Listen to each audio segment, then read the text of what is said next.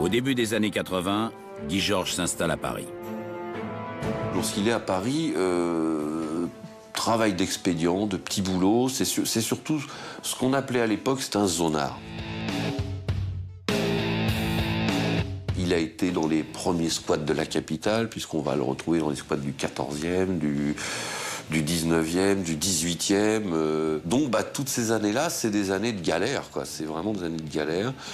Plus tard, il aura un petit boulot à la mairie de Paris, au ramassage des poubelles, où d'ailleurs ils feront un pot pour son départ. Il est socialement dans ces groupes, entre guillemets, asociaux, c'est le bon compagnon, quoi.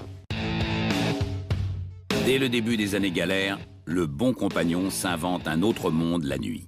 Comme il le faisait dans les forêts angevines, Guy Georges part à la chasse dans la jungle urbaine. Ses victimes sont des femmes, jeunes et jolies. Sa première proie parisienne, Nathalie, a 18 ans. Elle est enceinte. Il la suit dans l'ascenseur d'un immeuble, l'entraîne au sous-sol. Au couteau, il découpe sa robe, ses sous-vêtements et la viole. Il la poignarde à la poitrine, au ventre, au cou et s'enfuit avec son sac. Il la croit morte. Mais elle parvient à se traîner dans l'ascenseur et à alerter les secours.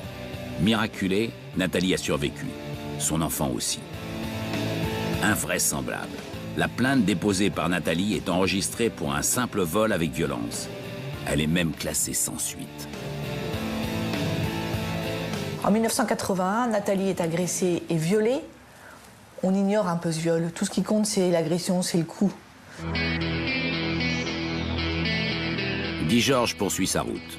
Il vit de petits trafics de drogue, de prostitution homosexuelle aussi, dans le quartier de Pigalle.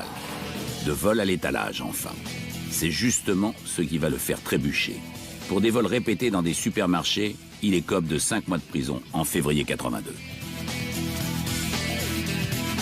À peine ressorti, en juin 82, il s'en prend à une nouvelle jeune femme, Violette. Sous un porche d'immeuble, la menaçant de son opinel numéro 12, il lui impose une fellation. Elle résiste. Il lui porte 2 coups de couteau au cou et fuit. Dans son sillage, il perd son billet de sortie de la prison de Fleury-Mérogis. Arrêté, il est condamné à 18 mois de prison pour attentat à la pudeur. Les faits auraient dû être qualifiés d'agression sexuelle. Guy Georges est profondément manipulateur. Il commet des choses qui sont extrêmement graves. Les experts qui l'examinent concluent qu'il est extrêmement dangereux. Et malgré tout, il prend des peines de prison qui sont très faibles. Et puis il sort, il recommence. Et le fait qu'il recommence alors qu'il est justement encore sous contrôle, normalement, de l'autorité judiciaire, lui montre qu'il est plus fort que tout le monde. Transféré dans l'Est de la France, Guy Georges est libéré début 84 pour bonne conduite. Le soir même, il fête sa libération de la pire manière. Il se retrouve à l'entrée d'un parking, il voit une voiture qui rentre dans le parking. Il suit cette voiture, il se met dans le parking. Et là, toujours pareil, il ne sait toujours pas pourquoi, mais la pulsion commande l'homme. Il pénètre dans la voiture, là effectivement il menace cette femme d'un couteau, il l'oblige à une fellation, mais il la laisse vivante. Il la laisse vivante presque malgré lui. Il lui a porté 2 coups de poignard à la gorge avant de fuir. Sa victime est malgré tout en mesure d'apporter un témoignage très précis à la police. C'est pas un criminel organisé, quoi.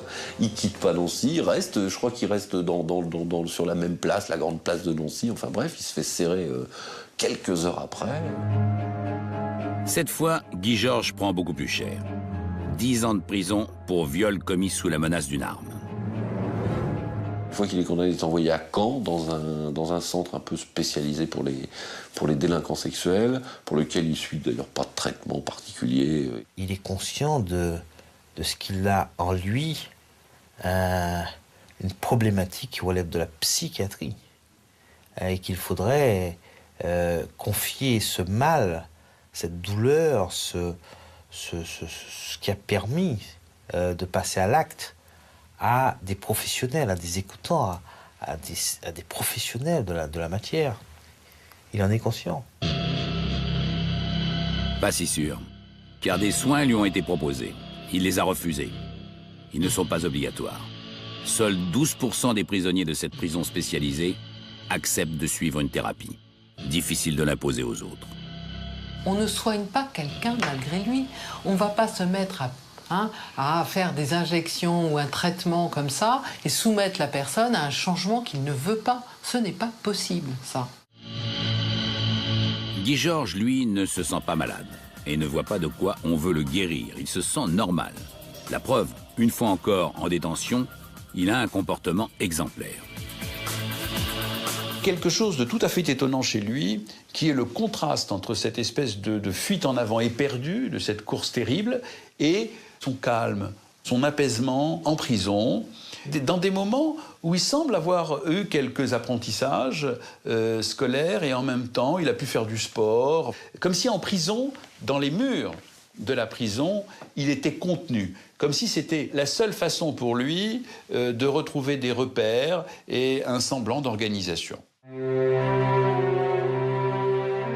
Grâce à cela, Guy Georges obtient dès 1991 un aménagement de peine. Il peut sortir la journée, pourvu qu'il rentre dormir le soir derrière les barreaux. Il obtient cet aménagement malgré les signaux d'alarme lancés par les psys. Les personnes qui l'ont examiné, les psychiatres qui l'ont examiné, les psychologues qui s'en sont occupés, les éducateurs qui en ont eu la charge, ont tout de même insisté précocement sur la tournure très inquiétante de son parcours.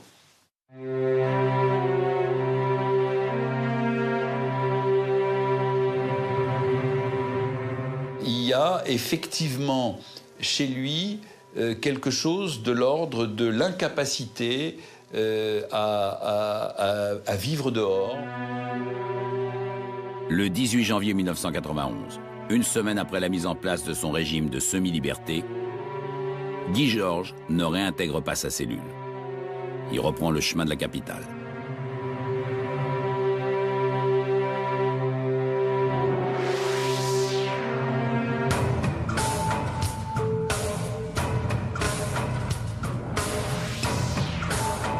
Voilà seulement 6 jours que Guy Georges est revenu à Paris.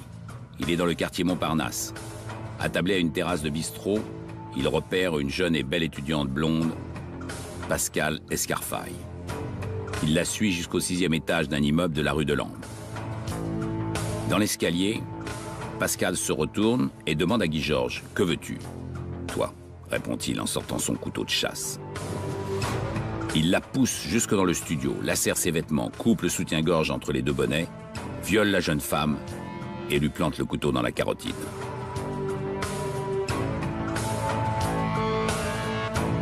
Il se lave les mains, boit une bière trouvée dans le frigo, fouille le petit logement, vole des bijoux, une montre et part, aussi discrètement qu'il est venu. Le scénario de ce premier meurtre sera la matrice de tous les prochains. Quand on perd sa fille dans de telles conditions, on est complètement tétanisé. Hein. C'est comme si on recevait un énorme rocher sur la tête. Et la première réaction, c'est d'être plus là. De se demander si on existe encore. C'est vraiment un bouleversement, mais en même temps un assèchement de l'être. Sur place, la police ne recueille aucun indice, pas même la plus petite empreinte digitale. La seule chose qui m'intéressait, c'était d'essayer de trouver le coupable. Hein. Il y avait une enquête extrêmement complète, extrêmement fouillée.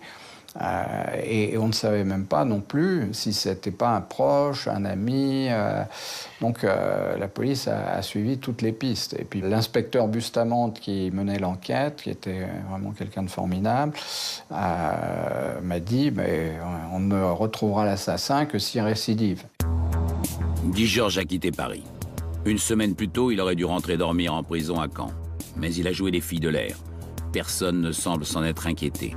Aussi, il rentre au bercail, comme si de rien n'était. Il tue et il revient spontanément en prison. Il développe à ce moment-là un sentiment de toute puissance.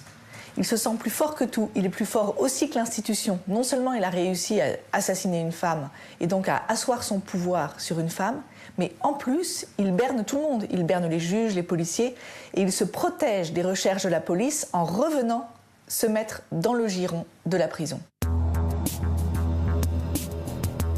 Personne ne demande à Guy Georges de compte ou d'explication sur son escapade. On passe l'éponge. Il bénéficie même plus tard d'une remise de peine et ressort en avril 92. Il n'a toujours aucune obligation de soins. Il ne se passe pas 15 jours avant qu'il fonde sur une nouvelle victime dans l'entrée d'un immeuble. Couteau à la main, le violeur veut imposer une fellation à sa victime qui hurle.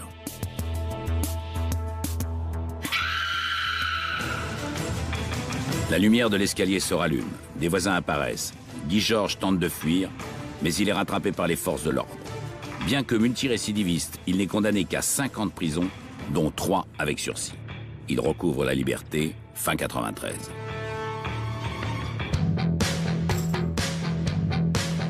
On le retrouve à nouveau dans les squats. Il devient même pote avec plusieurs journalistes. Moyennant rétribution, il les guide et les protège dans les milieux marginaux de la capitale. La toute-puissance s'exerce par rapport aux médias. Je manipule les médias, je suis là, c'est moi qui pose dans le squat comme le roi du squat. L'auteur de ces clichés, c'est Yann Morvan, collaborateur des plus grands magazines. En novembre 1994, je réalisais un reportage pour Paris Match sur la fracture sociale.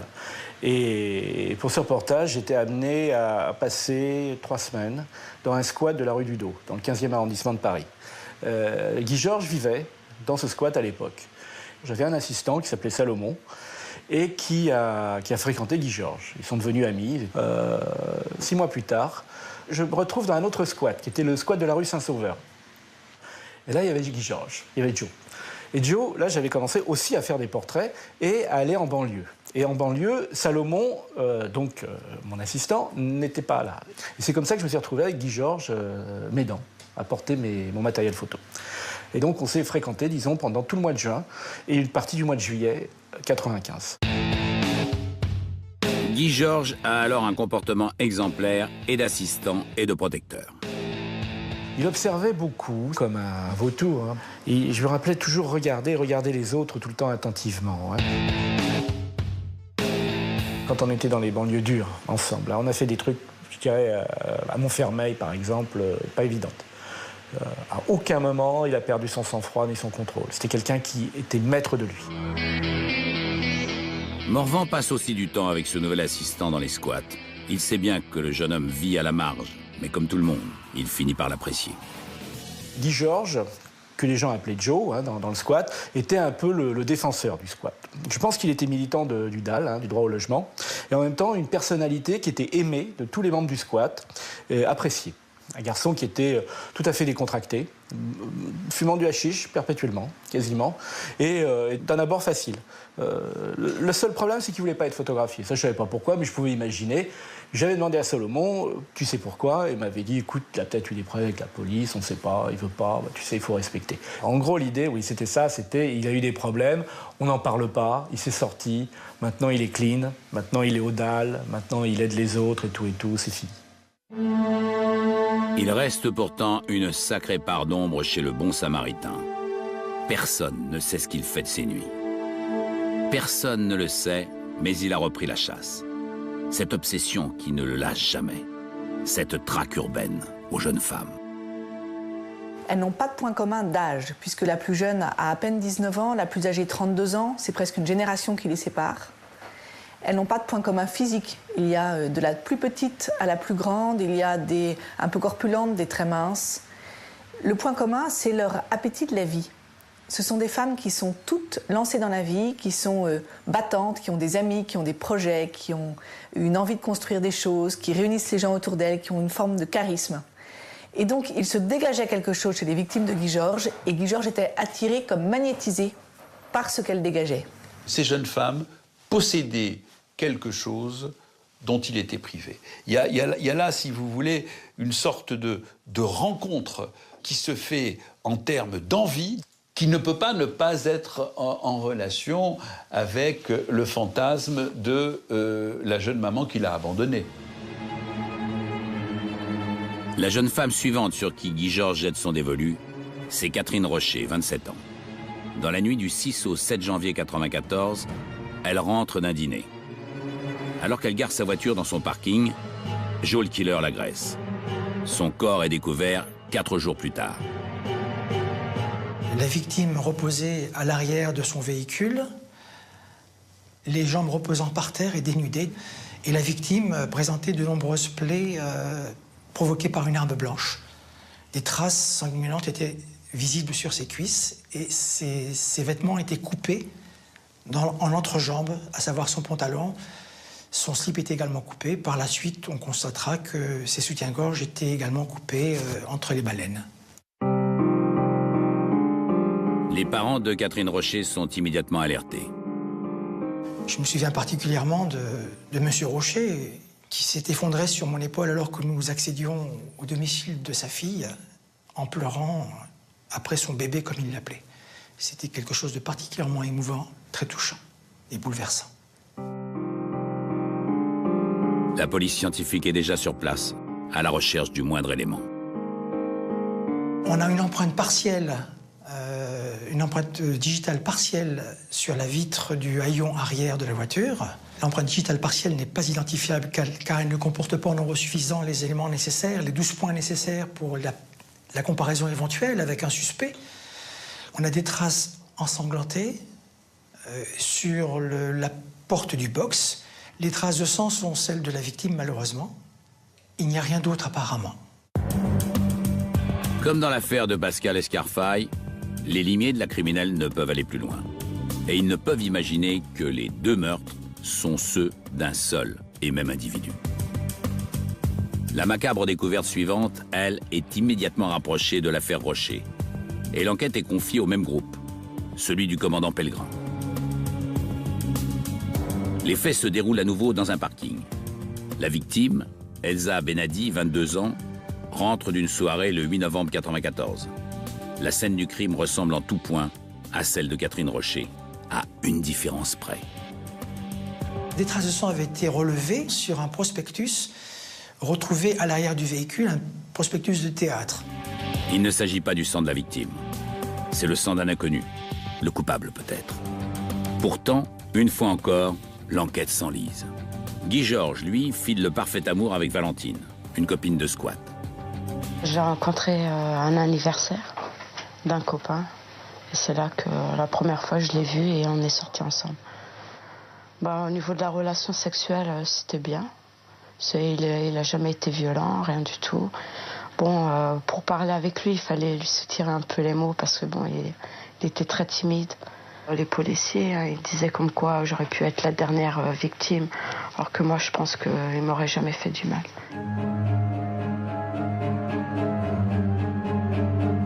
Un mois après avoir tué Elsa Benadi, Guy Georges s'en prend à Agnès, 27 ans. Elle est violée et assassinée chez elle, à 2 pas de la Bastille. Cette fois, et pour la première fois, on découvre des traces de sperme. On en extrait l'ADN du coupable, un ADN inconnu. En juin 1995, Elisabeth aurait pu connaître le même sort. Elle est suivie jusque chez elle. L'homme surgit, couteau à la main. Dans l'appartement, Guy Georges entrave la jeune femme et parle tranquillement avec elle, cigarette au bec. Profitant d'un moment d'inattention de son agresseur, Elisabeth parvient à s'enfuir. On retrouve chez elle, sur un mégot abandonné dans un cendrier, un ADN, le même que celui de l'agresseur d'Agnès. Et Elisabeth permet aux enquêteurs d'établir un portrait robot.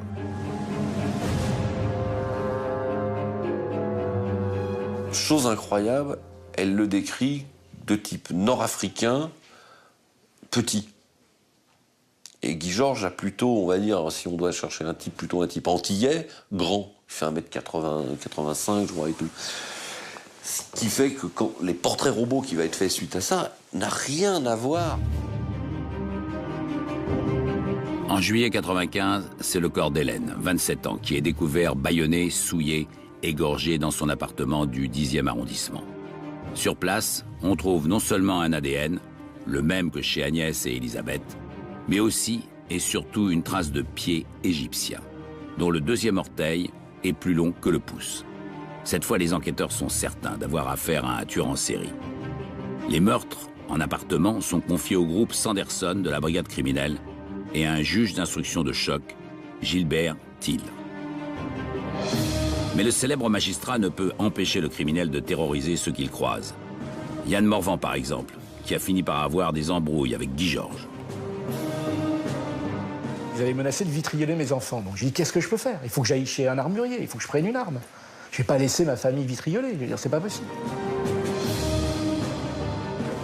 Il m'a fait très peur. Et je me suis enfui d'ailleurs, je suis parti, je suis revenu 3 mois après, il était en bas de chez moi, il était en bas de la rue. Chez moi, c'était en septembre 95, il faisait le guet. Et il a été arrêté quelques jours après, pour tentative de viol. Je pense que ça m'a sauvé la mise, peut-être. Celle qui lui a peut-être sauvé la vie, c'est Mélanie Bakou. Le tueur de la Bastille l'a menacé de son arme, s'est fait ouvrir la porte de l'appartement. Mélanie avait été victime d'une agression dans le 3e arrondissement de la part d'un individu qui, sous la menace d'un couteau, avait tenté de pénétrer chez elle et avait été mise en fuite par la présence inopinée de l'ami de cette jeune femme. Cet individu allait être interpellé rapidement, car dans sa fuite, il avait perdu son portefeuille avec ses papiers d'identité. Il allait être interpellé et écopé de 30 mois ferme. Ni le caractère sexuel de l'agression, ni l'état de récidive n'ont été retenus. Guy Georges passe 2 ans à l'ombre. Il ressent en juin 97 et ne perd pas de temps. En 3 mois, il agresse au moins 2 jeunes femmes et en tue 2 autres. Magali Sirotti et Estelle Magne. Chez Estelle, la police découvre un sweatshirt maculé de sang. Ils en connaissent l'ADN. C'est celui de SK, serial killer. C'est sous ce nom qu'il a été répertorié. Lorsqu'à l'automne 97, la presse et le public entendent parler pour la première fois du tueur de l'Est parisien, la brigade criminelle a sur les bras 7 meurtres et de nombreuses agressions. Sur les 7 meurtres, il y a eu au total 4 groupes de la brigade criminelle distincts, dont 2 principaux. Ces groupes parlaient très peu entre eux. Et en plus, pour corser le tout, les 2 groupes principaux, le groupe du commandant Pellegrin et le groupe du commandant Sanderson, s'entendaient très mal. Il y avait une détestation effroyable entre ces 2 grands officiers de police qui se parlaient pratiquement pas. Voilà qui ne favorise guère les avancées des enquêtes. Et c'est loin d'être le seul élément qui fait barrage à la résolution rapide de ces crimes odieux. Guy Georges est au-delà du pervers sexuel. Selon les experts psychiatres, il est impossible de le classer dans une seule catégorie. Ça n'est pas un sadique, il n'éprouve aucune haine particulière envers les femmes. Pourtant, il réduit ses victimes à l'état d'objet. Il les tue, sans plaisir, avoue-t-il, avant de se refermer sur lui-même. C'est un homme sans émotion, qui dira ne plus avoir pleuré depuis l'âge de 12 ans. Guy Georges a passé des années en prison, a été un détenu hors norme. Il s'est toujours remarquablement adapté à l'univers carcéral. Les mesures d'isolement ne l'affectent pas. Des geôliers voient en lui un gars sympathique et lucide. Je suis mieux en prison, car dehors, je suis dangereux, dira-t-il. Bref, un prisonnier modèle jusqu'à ce 26 décembre 2000. C'était 3 mois avant son procès. Avec d'autres détenus, il vient de scier les barreaux de sa cellule. Tentative d'évasion. Il sera rattrapé par des gardiens avant même d'avoir pu sortir de la prison de la Santé. Après avoir reconnu ses crimes, Guy Georges reviendra sur ses aveux. Il aura le culot d'aborder son procès dans la posture d'un innocent, se présentant comme la victime d'une cabale judiciaire. Il invente une histoire délirante. Son ADN a été déposé sur la scène de crime parce qu'il aurait eu des révélations à faire sur le suicide du ministre Pierre Bérégovoy.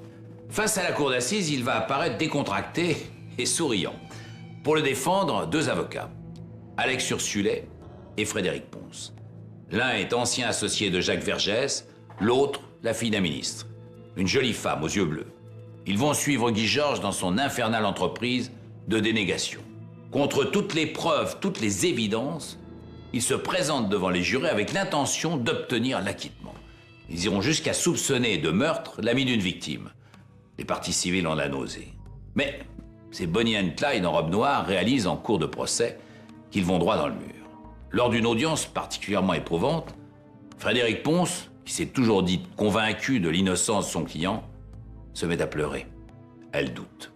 La semaine suivante, changement de direction.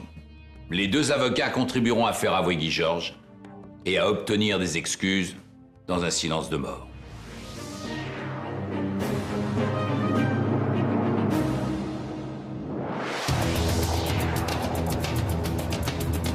Guy Georges a tué à 4 reprises en 94, 95 et à 2 reprises en 97. Des périodes pendant lesquelles les limiers du quai des Orfèvres sont un peu sur les dents. Les attentats de Saint-Michel, les 9 morts de la station de métro Saint-Michel en 95, c'est arrivé en pleine période Guy Georges. Et puis la mort de Lady Di en août 97, c'est arrivé aussi en pleine période Guy Georges. Et toute la brigade criminelle a été réquisitionnée, et pour l'attentat de Saint-Michel, et pour la mort de Lady Di, et ne s'occupait plus de la recherche du serial killer. On n'est pas là en train de se dire, bon, on a un petit assassinat, là, et puis d'autre côté, on a une campagne d'attentats. Simplement, les moyens n'étant pas indéfiniment extensibles, il est bien évident que les enquêteurs de la brigade criminelle sont sur le pont pour les attentats de Paris, et les fonctionnaires de police épuisés, c'est jamais forcément très bon pour les enquêtes. Épuisé ou pas, fin 97, après 7 meurtres, dont au moins 4 imputables au même auteur, ADN à l'appui, plus question de traîner. Il y a une grosse pression parce que ça part tous azimuts. Les hôpitaux psychiatriques sont, visités entre guillemets, parce qu'on s'intéresse à l'aide déséquilibrée. On s'intéresse aux militaires, aux anciens militaires, de par la nature des blessures avec une arme blanche. Tout est analysé, tout est travaillé, si vous voulez. Pour autant, nous sommes toujours dans le vague. On travaille, mais sans résultat. L'impétueux magistrat Gilbert Hill ne peut s'en contenter. C'est pas possible qu'un type pareil, une véritable bombe comme ça, n'ait pas déjà été confronté au service de police. Il prend son téléphone et il dit il y en a marre, on dispose de preuves scientifiques, des traces d'ADN, il n'y a pas de fichier, ce fichier n'est pas autorisé, je m'en fous, on va le faire quand même. Et il ordonne à tous les labos qui disposent d'empreintes génétiques de les regrouper. C'est-à-dire qu'il, en contravention de la loi, il demande au laboratoire de créer le premier fichier d'empreintes génétiques en France. Effectivement, à l'époque, il était interdit de tenir un fichier informatisé des ADN prélevés à l'occasion d'enquêtes criminelles et de les croiser avec toutes les enquêtes en cours. C'est pourtant ce que Thiel demande. Les laboratoires hésitent ou refusent.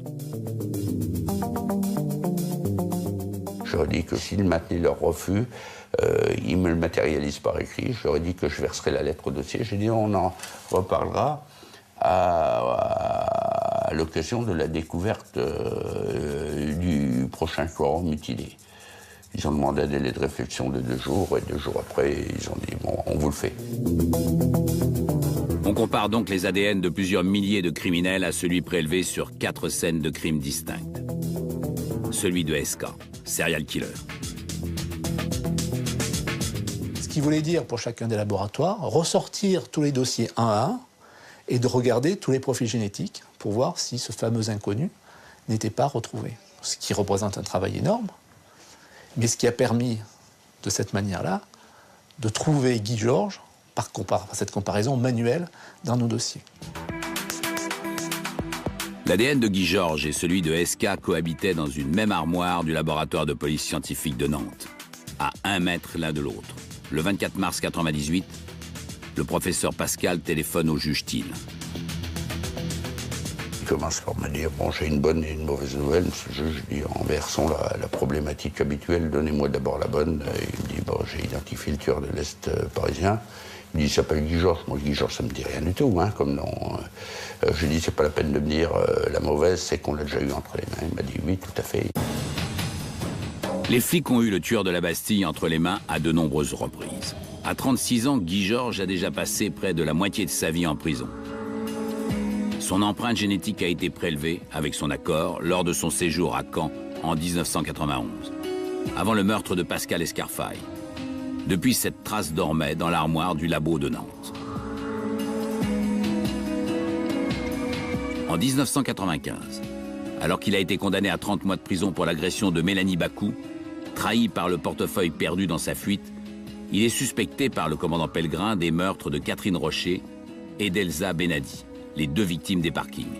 Pellegrin fait venir le détenu au 36 quai des Orfèvres. Il nous a déclaré ne pas connaître les lieux, ni reconnaître les photos des victimes que nous lui représentions et ne pas être en mesure de justifier de son emploi du temps. Son ADN est même comparé à celui extrait du sang recueilli sur le prospectus de théâtre découvert dans le véhicule d'Elsa Benadi. Ce n'est pas son ADN. Personne ne sait encore que le sang du prospectus n'est pas celui du criminel. Guy Georges est mis hors de cause. Avant de le renvoyer dans sa cellule, Pellegrin propose au commandant Sanderson de l'interroger à son tour. Il est présenté aux gars du groupe Sanderson qui regardent, bon, ils le font déchausser, il n'a pas le pied égyptien, il le compare au portrait robot, c'est pas du tout ça. Le groupe Sanderson le prend en photographie, va voir Elisabeth Ortega, lui présente la photo, elle dit ce n'est pas lui. Alors, une nouvelle fois, c'est pas la moindre critique vis-à-vis d'Elisabeth Ortega quand on subit des traumatismes identiques à celle-là. Mais voilà, elle commence à voir. Un portrait robot qui ne correspond pas, un témoin qui ne reconnaît pas son agresseur. Pourquoi donc irait-on comparer l'ADN de Guy Georges à celui de SK? Si cela avait été fait, le tueur de la Bastille aurait été mis hors d'état de nuire dès 1995. Et ça veut dire concrètement, et là c'est beaucoup plus cru, que Magali Sirotti et Estelle Malte seraient toujours en vie à l'heure où je parle. On avait tous les éléments, on est passé à côté, et elles sont mortes. Et on peut difficilement rester insensible. On était responsable de ces 2 morts. En 1995, Guy Georges est donc passé entre les mailles du filet.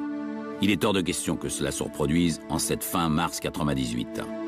Dès le 25, tous les flics de la capitale ont dans leur poche la photo du tueur de l'Est parisien. Tous les lieux qu'il fréquente habituellement sont sous surveillance. Mais la presse est tenue à l'écart. Gilbert Thiel veut jouer la discrétion. Pourtant, le 26 mars, à 7h du matin.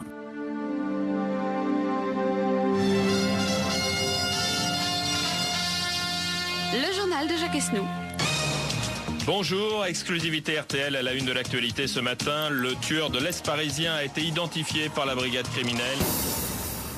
Alors là, tempête sous les crânes, le juge-t-il explose, parce que Guy Georges avait été identifié, mais pas encore logé, comme disent les policiers, et on pouvait craindre que s'il écoutait la radio, entendant qu'il est démasqué, il ait le temps de s'en aller. Effectivement, l'irresponsabilité journalistique en la matière a atteint des sommets. Heureusement, Guy Georges n'écoute pas la radio. Il est presque 13h lorsqu'il surgit du métro Blanche dans le quartier de Pigalle. 2 policiers sont là. Ils le reconnaissent. Guy Georges se laisse interpeller en douceur. Il a pourtant son opinel dans la poche. Il est emmené au quai des Orfèvres. Lorsque Guy Georges est arrivé à la criminelle, évidemment, tout le monde se précipite sur la mezzanine qui domine l'escalier principal qui conduit à notre service, dans un silence quasi religieux, et le voit passer. Enfin, on pouvait mettre un visage et un nom sur ce prédateur. Le premier à interroger Guy Georges, c'est justement le commandant Pellegrin. Au bout de quelques minutes, il nous parle d'un dossier que nous n'avions pas pris en compte.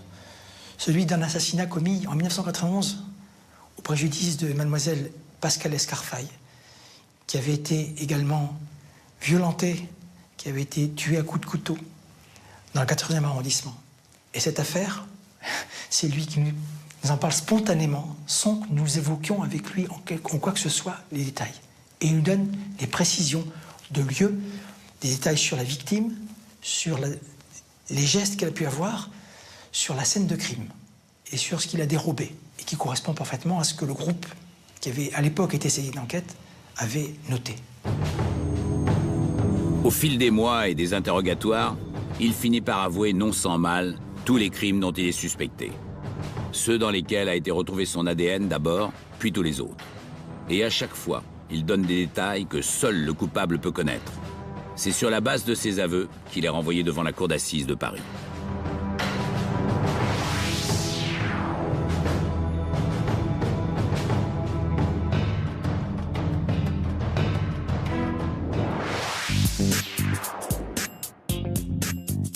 Le 19 mars 2001, lorsque s'ouvre le procès de Guy Georges, les parents des victimes sont là, prêts à faire face à l'assassin de leur enfant.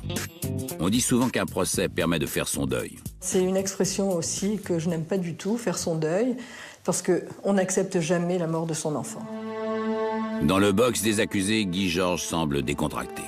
J'ai été terriblement choqué par le sourire de ce bonhomme dont on savait qu'il avait tué cette jeune femme, puisqu'il y avait les ADN, il y avait les aveux qui avaient été passés à la brigade criminelle. Il souriait, il était décontracté, et je me suis dit, tiens, on va en faire une star.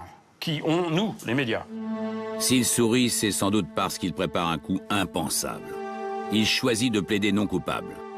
Il serait innocent de tous ces meurtres, victime d'une erreur judiciaire. Ses avocats en semblent également convaincus. Ce qui était patent, c'est que dans certains dossiers, il était patent que la mise en cause de Guy Georges ne tenait pas. Encore une fois, quand vous voyez Guy Georges dans ce moment-là, vous avez envie, oui, on a envie de l'aider. Guy Georges, c'est un clown. C'est un type qui était en représentation permanente. C'est-à-dire que pour lui, le procès, c'était la gloire. Donc, il était tout content d'être là, à la limite. Il est arrivé, il niait tout. Et il expliquait, il faisait expliquer par ses avocats que non, il dirait plus tard, c'est parce qu'il savait certaines choses, peut-être sur l'assassinat de Bérégovoy, peut-être des secrets d'État, que du coup, on avait placé son ADN sur certaines scènes de crime, mais qu'il allait s'en expliquer et que c'était pas lui. Et quand on le voyait draper dans son innocence, dire à sa mère, maman, tu vas voir, c'est pas moi, ne crois pas ce que dit la presse, attends. Pendant une semaine, tout le monde a attendu. Personne n'a rien vu, rien entendu de cohérent. La première semaine a été très éprouvante, parce que la tension est très très forte. Il a été déstabilisé par 2 ou 3 questions. Il se mure dans un silence. Dans un premier temps, silence totalement partiel, puisqu'en fait, je me rends compte qu'il n'accepte de répondre qu'aux questions qui ne le mettent pas en difficulté. C'était une position qui était pour lui absolument intenable. Il ne pouvait pas ne répondre qu'aux questions qui étaient faciles et pas aux autres. Parce que ça, à ce moment-là, le silence devenait éloquent. Voilà, c'est là où ça a basculé. Ça a basculé le vendredi dans les dernières minutes de la première semaine. Un expert avait envisagé que certaines découpes de vêtements auraient pu être faites de la main gauche. Le tueur serait donc ou gaucher ou ambidextre. Ce n'est donc pas moi, Serine Guy Georges. Je suis droitier. Maître Solange Doumic, l'avocat d'une des parties civiles, le reprend. Vous faites rien avec la main gauche. Non, rien avec la main gauche. Pourtant, je vous ai vu bouger le micro avec la main gauche et bouger les photos comme ça avec la main gauche. Il prend ça dans la tête, il s'immobilise et dit oui, mais c'est pas du tout pareil. Les photos, c'est comme ça, mais sinon. Et je lui dis oui, sinon, vous donnez des coups avec la main droite. C'est ça. Et il relève le poing. Et quand vous tenez un couteau et que vous tapez avec le couteau, vous frappez avec le couteau avec la main droite. Oui, c'est ça. Et il refait le geste. Je dis merci, je m'assieds. Guy Georges se lève, hurle en me désignant du doigt comme ça. C'est elle m'a eu. Pour elle, c'est un jeu. Son avocate dit mais non, elle vous a pas eu. Et lui hurle encore plus fort. Si, elle m'a eu, elle m'a eu. Il me désigne du doigt comme ça, il s'assied dans le box, il me menace du regard, avec les yeux au bord du regard, avec un regard tel que autour de moi, une autre avocate et la stagiaire qui était avec moi, l'une s'écarte et l'autre, la stagiaire, vraiment diminue sous le banc, disparaît pour ne plus. Et je me retrouve face au regard de Guy Georges, qui a duré 20 secondes. Énorme, un temps énorme. Et là, tout d'un coup, pour la première fois depuis le début du procès, c'était plus du tout l'homme courtois, charmant, que tout le monde avait envie d'avoir pour ami, à qui on aurait donné une cigarette sans problème. C'était le prédateur. On avait en face de nous celui qui avait assassiné. Et c'était absolument terrifiant. Suspension d'audience pour le week-end. Dès le lundi, maître Alex Ursulet, l'avocat de Guy Georges, reprend la main. Contre toute attente, c'est lui qui accouche son client. Guy Georges va dire ce que tout le monde attendait depuis des jours, voire des semaines, voire des années. C'est-à-dire qu'à la question « Avez-vous tué Elsa ? Avez-vous tué... » La réponse est oui. Avez-vous tué Pascal, Catherine, Agnès, Hélène, Magali, Estelle? À chaque prénom, la réponse est oui. Oui, il a cessé d'être un monstre. Il est redevenu un homme. Et en répondant oui à son avocat, à celui qui se battait depuis le début, pour exiger que l'accusation fasse correctement son métier. Donc, finalement, il va nous permettre d'accomplir notre mission encore plus fortement que nous n'avions jamais espéré. Car quel gâchis si ce procès était allé à son terme et s'il n'avait pas dit oui.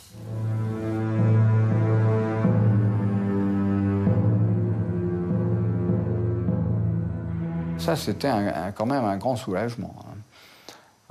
Il aurait pu, évidemment, nier totalement. Ça soulage, voilà. Parce que quand même, entre le moment où Elsa est morte et le moment du procès, il y a eu 6 ou 7 ans. Et c'est vrai que tous les matins, tous les soirs, dans la journée, chaque fois, qui et pourquoi? Qui l'a tué et pourquoi? Qui? Les jurés de la cour d'assises de Paris n'ont eu aucun mal à répondre à la question. Oui, Guy Georges est reconnu coupable de 7 meurtres. Pourquoi? Pour rien. Juste parce que ces 7 jeunes femmes, belles et trop vivantes aux yeux du prédateur, ont eu le malheur de croiser son chemin. Guy Georges a été condamné au maximum. La prison à perpétuité, assortie de 22 ans de sûreté. Pas suffisant, pensent certains. C'est terrible à dire, hein. Je pense que c'est l'individu pour qui il faudrait remettre la peine de mort parce que rien ne les arrêtera. Je veux dire, le goût du sang, le goût de la mort les habite. Et c'est trop tard, trop tard. Alors, c'est pas très chrétien de dire ça, c'est pas bien. Je dis, oui, ce que je dis n'est pas bien.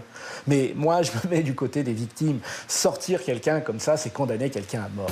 Pour faire barrage à ce risque dramatique, le gouvernement cherche à mettre en place une loi de rétention de sûreté. La prison après la prison pour les criminels trop dangereux. Une loi inacceptable pour certains, une bonne solution pour d'autres, afin d'éviter de rouvrir le débat de la peine capitale. J'étais contre la peine de mort et je reste contre la peine de mort. On est contre la peine de mort. Si vous voulez, on ne peut pas transiger là-dessus. On ne peut pas être pour la vie et pour la mort. C'est impossible. Et donc, ça ne veut pas dire qu'il faille pardonner. Et peut-être qu'il faut pardonner, mais bon, c'est pas évident. Hein. Je vais me faire assassiner par mes enfants. Et par des amis, ils vont me dire que vraiment, là, j'exagère, mais je ne suis pas contre que Guy Georges sorte. Je ne suis pas contre. Le croiser dans la rue, bon, ce ne serait pas très agréable, évidemment. Ce qui me gênerait, c'est qu'il recommence.